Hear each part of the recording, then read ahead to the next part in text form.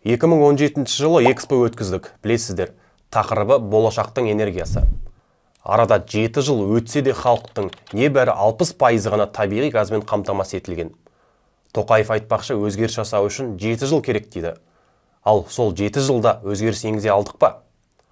Газ бен мұнайдың ортасында отырсақ та кейбір өңірлерде табиғи газ атымен жоқ.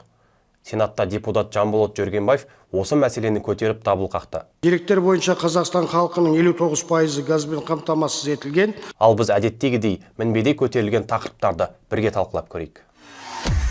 Энергетика министрлігінің ақпаратына сай, Қазақстан халқының тек 60% немесе 12 миллионға жуық адам ғана табиғи газбен қамтамасыз етілген. Яғни ақпарат рас. Дегенмен бұл мақтанатын нәтиже емес. Себебі 2022 жылы бұл көрсеткіш 59% болған. Яғни бір жылда тек 1% ғана өскен. Бұл өте төмен нәтиже. Мына түрімізбен халықты толық табиғи газбен қамтамасыз ету үшін әлі 40 жыл керек екен. Ар жағында 10 жыл қоссаңыз, 50 жылда ел жаңармай ма? Өңірлерге келетін болсақ, мұрнына әлі газдың иісі бармаған халық бар.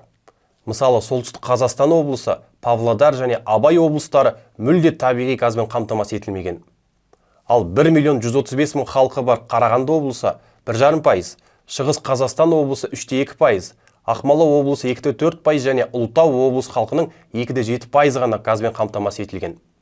Ал елордамыз Астана халқының небәрі 14,3% ғана көгілдір отынның қызығын көріп отыр. Мына түрімізбен көмірден әрі арылмайтын сияқтымыз.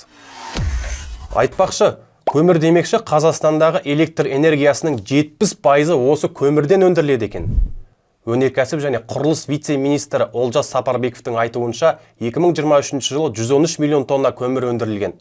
Ал биыл 16 қаңтарда өткен үкімет отырысында энергетика министрі Алмасадам Сатқалиев 2035 жылға қарай электр энергиясын өндірудегі көмірдің үлесін 34%-ға дейін азайтуды жоспарлап отырғанын айтты.